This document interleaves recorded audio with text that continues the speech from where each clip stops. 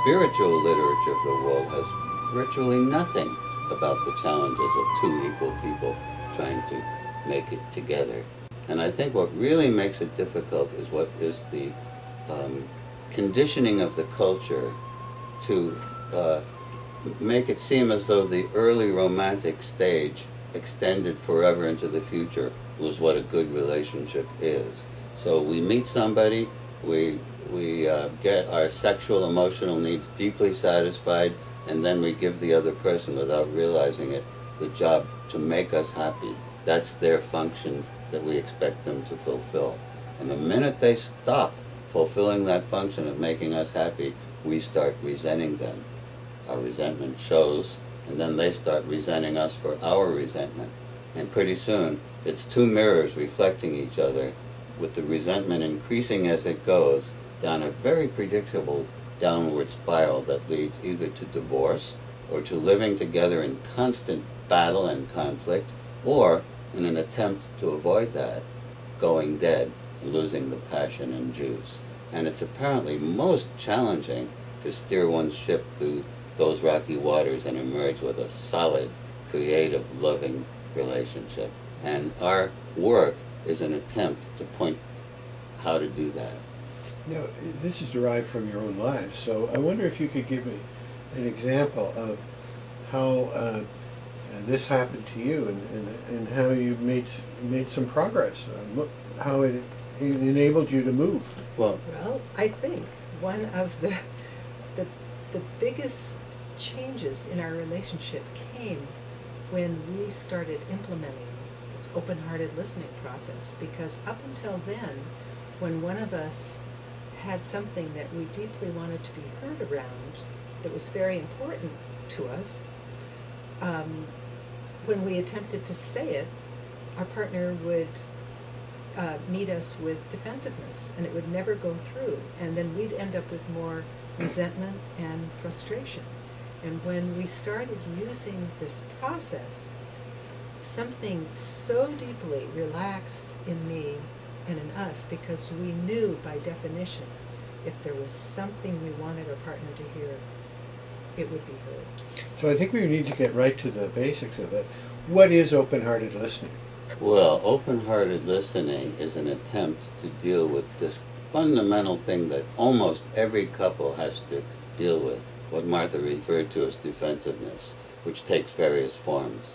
Say you and I are in a relationship and you come to me and say, I'm really hurt by what you said yesterday, or I'm really angry at what you did. Defensiveness can be self-justification. Well, I had a really good reason to do what I did and you shouldn't feel that way. Or attack. What? You accuse me? You're even worse. You do the same thing. Or emotional withdrawal and sulking and becoming unavailable. Or getting very upset, emotional meltdown. Or sarcasm and humor. And in all cases, the person being defensive can't possibly hear and understand the emotional reality of their partner. And if this happens repeatedly, it's an absolute breeding ground for deepening resentment.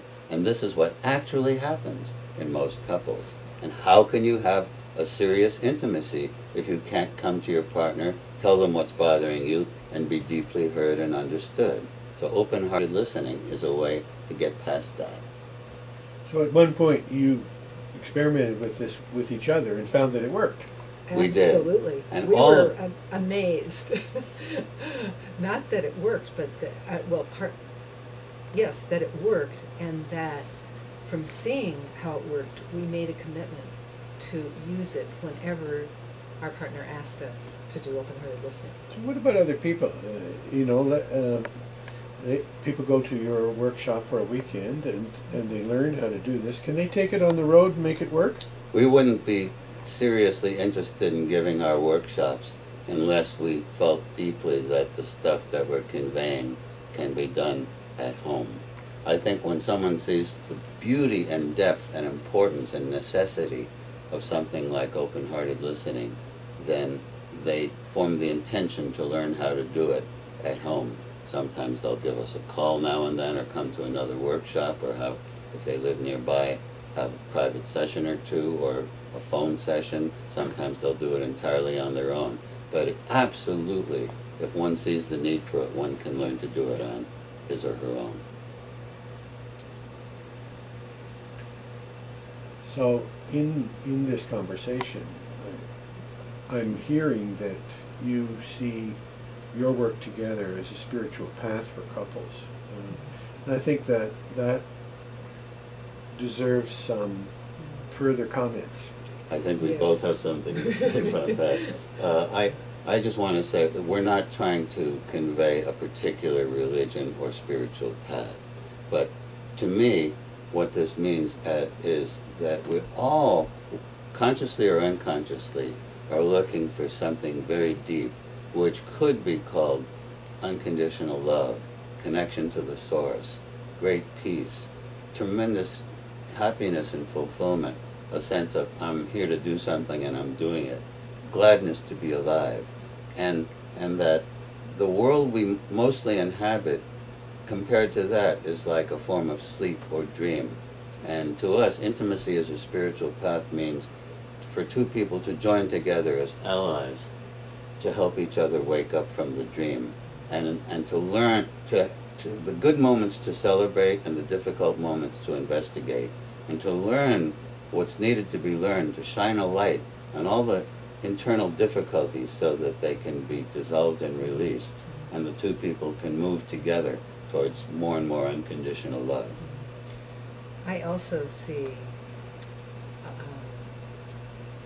seeing relationship as a spiritual path totally related to why I'm here on the earth in this particular incarnation, why Earth is a learning school for all of us.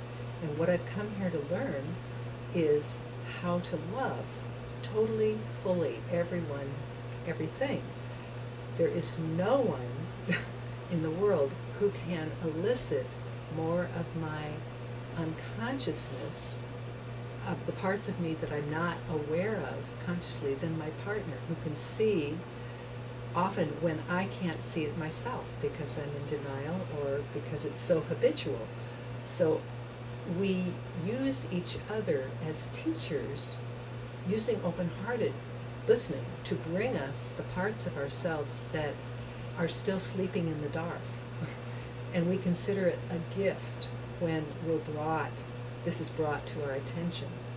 And the sum total of what we're doing together creates a larger spirit around our relationship that the universe supports, because it feels as though we're in alignment with what the universe needs as well as what we need, which is more love. And I'd like to add that by learning to listen to Martha non-defensively, I became aware of so many areas personally in my life that I was unconscious and unskillful.